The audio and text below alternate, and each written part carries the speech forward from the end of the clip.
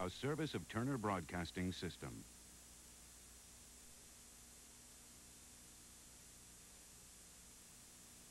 Senator Inouye says a memo from North to Poindexter hints the president was briefed about some other uses for Iranian arms money. This is Daybreak, Monday, July 13th. With Donna Kelley and Brian Nelson from CNN Center in Atlanta and Reid Collins in Washington.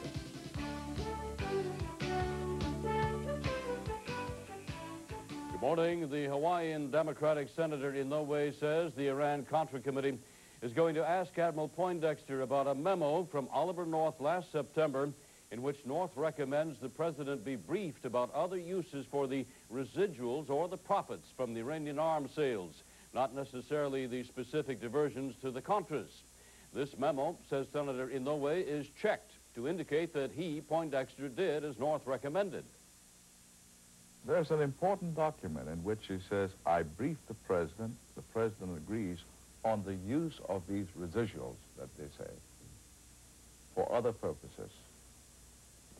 Did he or did he not brief the president, and did the president approve of this? Well, the committee has talked to Admiral Poindexter in private and has had an executive session last week privately with Colonel North, where the memo of September could have been a subject. Colonel North will be the witness in the wind-up phase this morning. That starts 3 hours from now, and of course, we'll be there live. A memorial service in Beverly Hills yesterday for the late CIA Director William Casey became the battleground of sorts for proponents and opponents of aid to the Contras. Casey's widow, Sophia, attended the service. When she came out, she was met by some 150 demonstrators shouting, U.S. out of Nicaragua. They were countered by some 50 with pro-Contra signs who shouted the other protesters were communists. Earlier, the Roman Catholic priest had canceled the eulogies that had political overtones, but the program suggested instead of flowers, donations be sent to the William J. Casey Fund for Nicaragua's freedom fighters. Jury selection starts this morning in the perjury trial of Michael Deaver, the Washington lobbyist and the former aide to President Reagan. Deaver's accused of failing to come clean with the Congress and the grand jury about his lobbying efforts on behalf of South Korea, Trans World Airlines, and some other clients. Now, Deaver says he had no reason to lie since he did nothing wrong. He also is challenging the legal standing of the independent counsel that brought the indictment, Whitney North Seymour. Deaver is the first person ever indicted under the Post-Watergate Ethics in Government Act. Almost 3 minutes after the hour. In South Korea, President Chun Doo-hwan has shaken up his government, accepting resignations from the Prime Minister and 8 members of the cabinet. The tide of protest against his government continues. At a news conference today, opposition leader Kim Young-sam has called on Chun to resign from the ruling party, install a caretaker government, and accelerate the pace of reform. Chun has already resigned the chairmanship of his party and released about 500 political prisoners. At the news conference, a number of recently released detainees staged a noisy demonstration.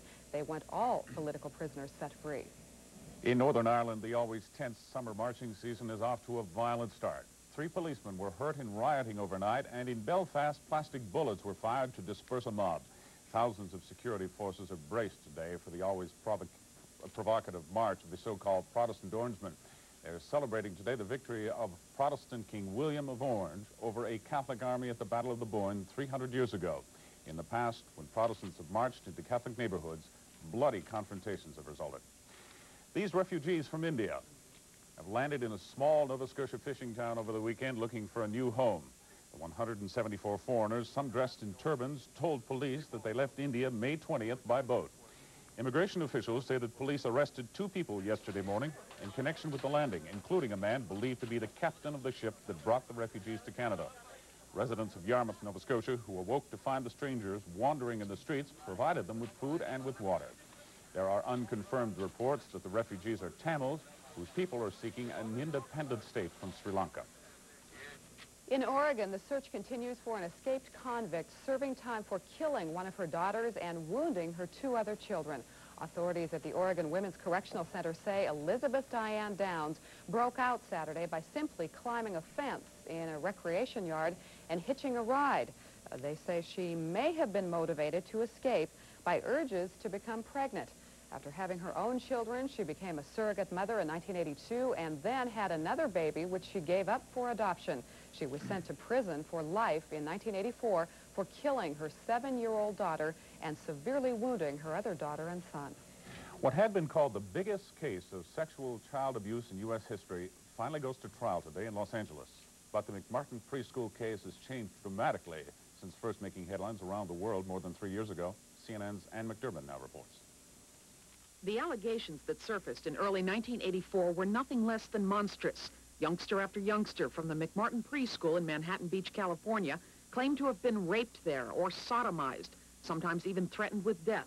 And they blamed their torment on their teachers.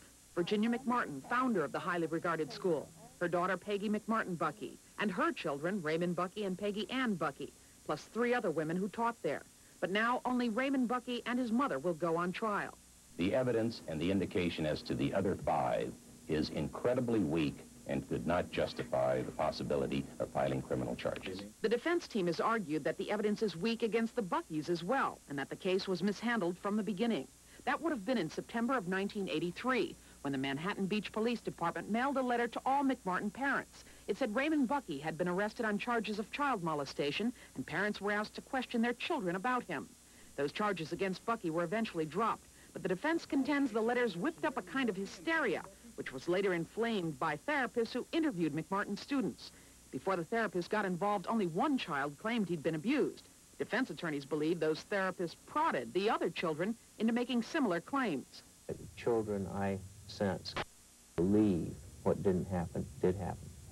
So there has been a mind distortion. The 7 teachers were arrested and began testifying during an 18-month preliminary hearing. Former defendant Peggy Ann Bucky recalled her frustration as the children's accusations grew wilder. Like some of the allegations, children went in airplanes, children saw babies killed, and no one questions it. No one says, wait a minute, how come no one saw this? Where are these dead babies? One who did ponder such questions was prosecutor Glenn Stevens, whose doubts eventually led to his removal from the case. He's since come to believe all the defendants are innocent. But prosecutor Lael Rubin seems confident the 100 felony molestation counts against the Buckys will be proven. We expect to present evidence to substantiate those charges and to have a jury make that decision. Still, defense attorneys ask, why did parents, who now believe their children were sexually abused, not recognize such trauma until they'd received a letter from the police? Parent Tim Wheeler suggested the signs were there, but misinterpreted. At the time that this occurred, none of us ever really felt that acts like this could happen in what we normally consider to be a safe place, a preschool. All the participants in the case agree on one point. They hope the trial will remove any doubts about what really happened at the McMartin preschool. Although the trial is finally getting underway, no one expects a conclusion anytime soon. After all, the preliminary hearing took 1.5 years. The trial itself could take 2 years. Ann McDermott, CNN, Los Angeles. More than 24 emergency and medical workers at a Columbus, Ohio hospital were exposed to large amounts of blood from an AIDS patient. A Grant hospital admitted a shooting victim last month. An employee tells United Press International the patient was bleeding so badly, emergency room workers did not pause to put on protective gear before helping the victim, who later tested positive for AIDS. Professionals who treated the man have since tested negative for AIDS. It is 8.5 minutes past the hour now. We're starting a new week, but the weather is still the same as it was. Very warm. And Valerie Voss joins us to tell us about it. Valerie, good morning. Good morning, Brian. Thank you. You're right. It is very warm, especially from New England across a lot of the southeast and back to the desert southwest. But there's also an area of cool weather on the map this morning. That behind a cold front and high temperatures today across all of the northern and central plains and the upper Mississippi River Valley. Most of the Great Lakes will be just in the 60s and 70s. Out across the west, no change in the warm air across the desert southwest. Very dry also. Tucson, Arizona, now 36 days above 100 degrees. 90s move all the way up into southern Washington today with 70s in coastal regions along the west coast. Here's our forecast map now for later on today. As you can see, not too much happening across about 2/3 of the country. High pressure across the region from Washington and Oregon, down across the desert southwest, and back once again into the upper Mississippi River Valley. A little tiny low pressure area moving from Montana into North Dakota by later today will produce some scattered showers through the region, but shouldn't amount to too much at all. The very wet weather and stormy weather will occur out ahead of this cold front, which by later on today will move to a line from Ohio all the way back to New Mexico, moving very little as the day goes on. The heaviest rains will fall across east central Texas and over the Appalachians, with probably about 2 inches of rain if possible through that region. Look for thunderstorms, too, across a lot of the region. The only exception, most of New England, at least for the beginning part of the day, will be on the quiet side. Thunderstorms in the forecast across a lot of Florida. Things a little bit drier over the Gulf Coast states, but as that cold front pushes a little bit closer on, and things will begin to heat up again, and we'll see some stormy weather. A couple of records broken yesterday as far as temperatures. Rapid City, South Dakota, went to 43 degrees as a record low behind that cold front. Denver, Colorado this morning, 48 degrees, also a record low for the day. To switch, usually record highs this time of year. Here's the forecast now for Monday for some selected cities around the country. In New York, partly cloudy and 91 degrees. Roanoke, Virginia, partly cloudy, 91. Flint, Michigan, mostly cloudy, 79. And Boise, Idaho, sunny and 93 degrees.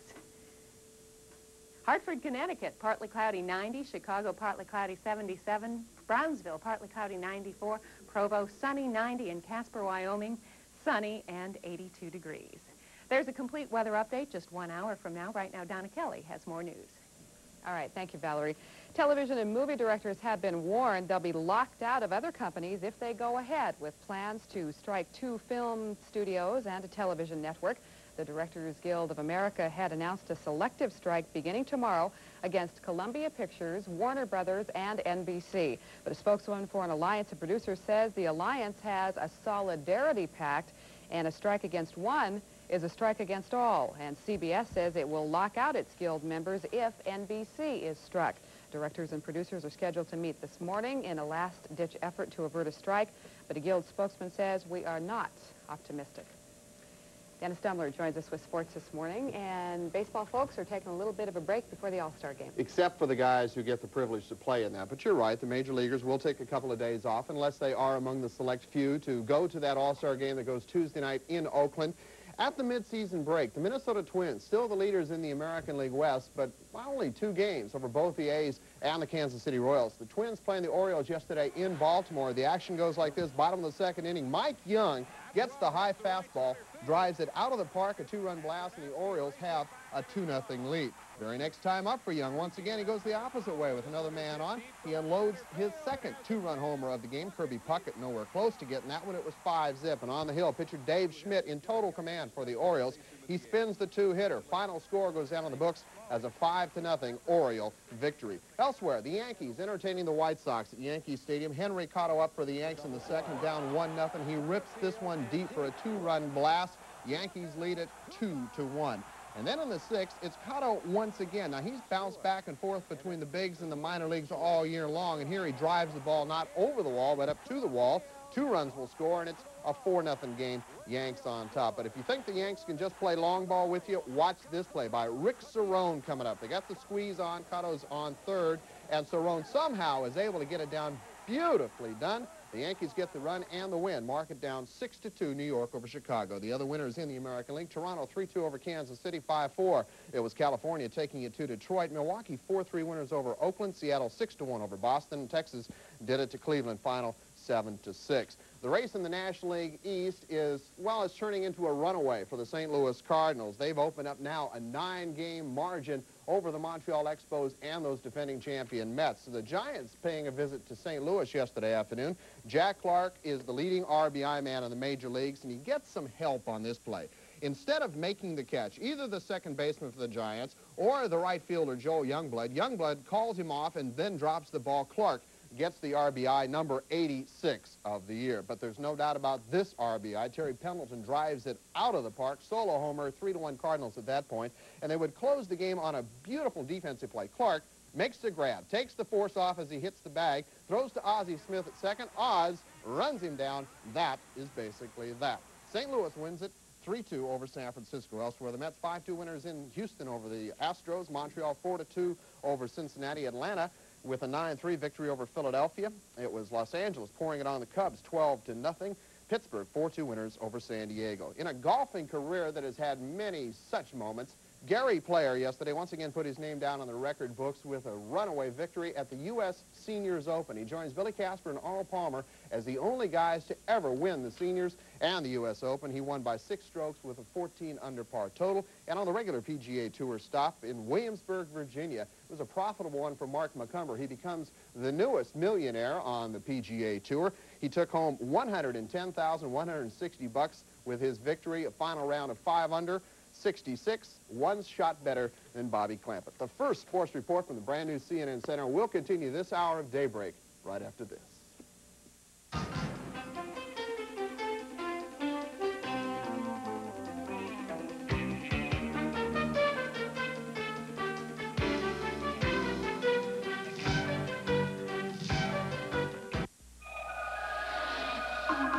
Germany's car makers understand performance.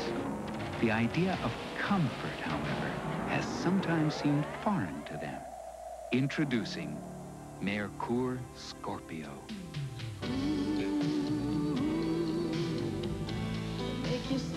Pursue a different course with Merkur Scorpio. German performance you can be comfortable with. At a Lincoln Mercury Merkur dealer. Before I fell off my 10-speed and ended up in the hospital, I never gave much thought to pain relievers. The hospital gave me Tylenol. It stopped the pain without irritating my stomach, like aspirin can, and it really made me think. Ever since that day, I've been a lot more careful about medicine. What do I trust now? Just one thing, Tylenol. Trust Tylenol, the pain reliever hospitals use most. We're in Boston at world-famous Maison Robert restaurant. And we're secretly replacing Robert's freshly ground coffee with mountain-grown Folgers crystals. Will it be rich enough? It's delicious. It's Folgers crystals. I'm shocked. Because, I tell you, he only drinks fresh brewed. He can talk about how great the coffee's been tonight. This tastes like fresh ground coffee. Mountain-grown Folgers crystals. Coffee rich enough to be served in America's finest restaurants. This tastes just like fresh brewed to me. I can't believe it. Lieutenant Colonel Oliver North completes a week of intense questioning and testimony. It was my responsibility to carry out the lawful orders of my superiors. And as I have indicated for the last 3.5 days, I tried to do so, sir. The Iran-Contra hearings live, uninterrupted coverage continues this morning at 9 Eastern. CNN, follow the leader. Tomorrow, the passion and power continues on the American frontier. And while love blooms, danger still looms. Don't give it up. We ain't dead yet. James Arness and Bruce Boxleitner. This is how the West was won. 8:05 Eastern on the Superstation tomorrow night. One of our top stories this morning on Daybreak, a French container ship was attacked in the Persian Gulf today. The ship's captain said the attack came from 2 Iranian gunboats. The ship was damaged, but no casualties were reported. Iran has attacked a number of ships in the same area of the Gulf in recent weeks. Women in Canada could play a limited role in combat as a result of changes taking place in Canada's military establishment. Wendy Mesley has the story in this edition of Women Today. Traditionally, women in the Canadian Armed Forces have been allowed to do everything from office work to engineering to flying planes. But if Canada were to go to war, those women would have been forced to give up their seat in the cockpit. Then last February, the Defense Minister announced that the Canadian Forces would begin experimenting with women in combat roles. So far, there hasn't been much progress on the Army side, and in the Navy, there has been only 1 trial with women on board a diving ship. In the Air Force, however, the Defense Department has decided to move ahead without trials. Effective immediately, women will be eligible to pilot CF-18 fighter jets and tactical helicopters. The Defense Minister says the big concern over women taking on combat roles has been the effectiveness of the unit as a whole, but he says there's less reason for concern in the Air Force. The issues related to privacy, for example, which you might have on board a destroyer or in a foxhole, simply don't apply the same way in the Air Force as they do in other areas. So far, 11 women have shown an interest in joining a CF-18 fighter squadron. Wendy Mesley, CBC News, Ottawa.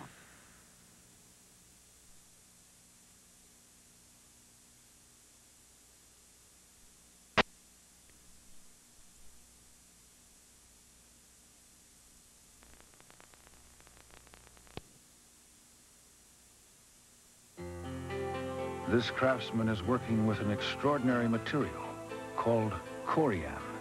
It's made only by DuPont. Corian has the elegance of marble, the permanence of stone, and stands up to severe abuse. So stains, burns, and cuts that would ruin an ordinary countertop can be easily removed. Its beauty is ageless. Corian, the solid miracle from DuPont.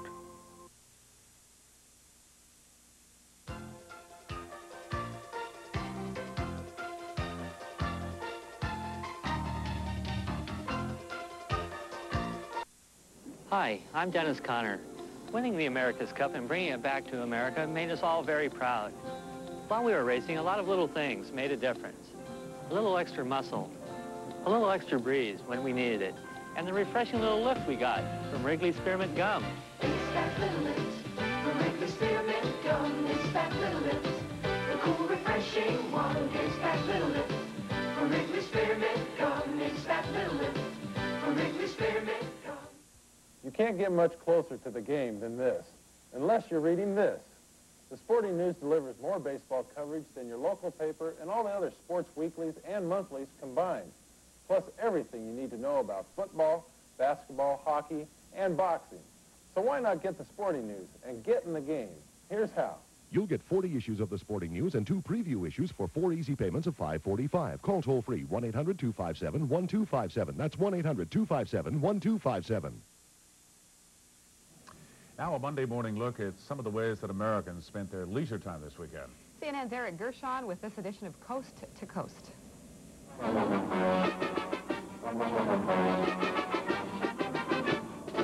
As the band played, the ribbon was cut by a VIP known as the VP, and Seattle's Museum of Flight was off the ground. You won't find these planes in just any hangar. It's fantastic. It's alive. I really like the Museum of Flight. I like the ease to look around. I like it because I know nothing about airplanes, and yet I go into the Museum of Flight and I learn a lot. Some models are familiar. Others, like this flying car from the 50s, never made it into production, but the inventor still has his hopes. That is the fastest thing that man has ever built, to go from your house to my house. One thing nobody doubts, this exhibit will lift the spirits of any airplane buff.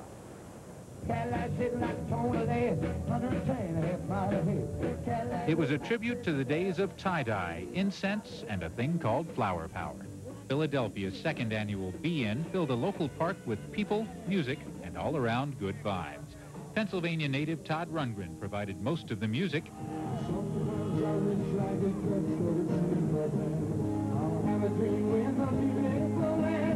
There were those who probably still remember the original Be-Ins of the 60s and those who were just babies then, but everyone seemed to pick up on the idea of peace, love, and understanding.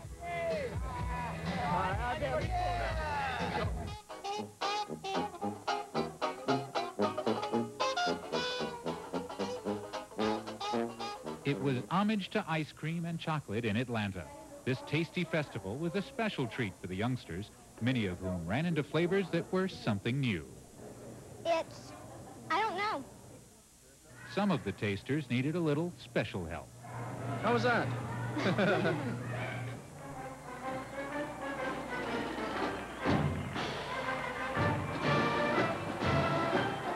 The Great Circus Parade was the cornerstone of Milwaukee's weekend.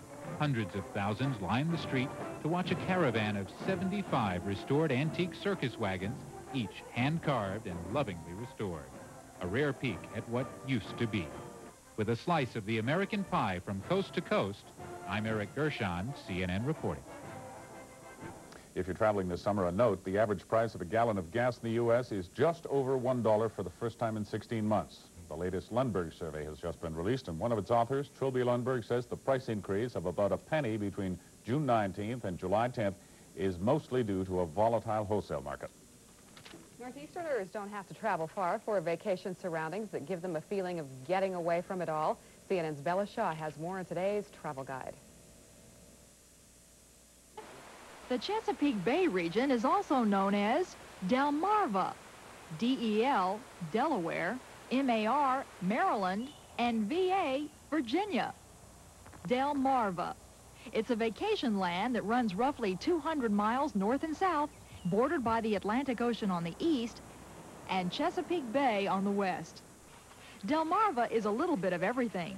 History, recreation, good food, and good lodging. It can be fast-paced or relaxing, but the area always has a kind of hometown atmosphere. Comfortable, friendly, and familiar. Its rolling green landscape and Main Street feeling are a bit of Americana. There is a lot of green, a lot of wonderful old trees, and you can go from the beaches in the south to all the way up to the rolling hills of the Brandywine Valley. You can really see how America has grown but kept its roots in the agricultural communities. For people in the crowded Northeast, Delmarva offers a natural getaway, a great escape from big city pressures. I would say if you're into beautiful scenery and fresh air and good company and a lot of fishing and swimming, this is a good place to come to. It's also a backroads vacation experience where the sights along the country lanes will both charm and amuse. Among the prettiest sights is Dover, the capital of Delaware. Most vacationers drive into Delmarva. From New York City, it's about 4 hours. And from Washington, D.C., by way of the Chesapeake Bay Bridge, only about an hour. With plenty to keep the kids happy and lodging that starts at about $35 a night, it's a family outing that won't cost a bundle. Tomorrow, to the beach. Bella Shaw, CNN Travel Guide. Remember the care package? Well, you'd hardly recognize it today. It's a very different kind of package. It's a pump that brings clean water to an entire village. It's community health education programs. It's small business development to give people a source of income. It's seedlings in plastic bags that will soon be a forest. It's a vaccination program that will keep a child alive beyond the age of 5. Care, a bigger package for a smaller world. And that's it for this half hour of Daybreak. Coming up on Business Morning with Stuart Varney, the dollar is up again in London trading. Glad you could join us. I'm Donna Kelley. I'm Brian Nelson. We leave you now with a look at our new home, CNN Center here in Atlanta.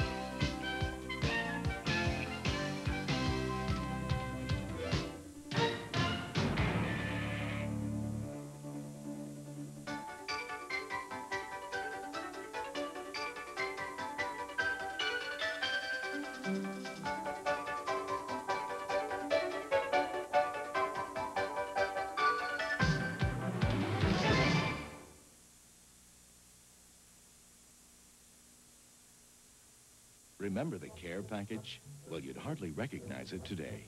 It's a very different kind of package. A career out of the military.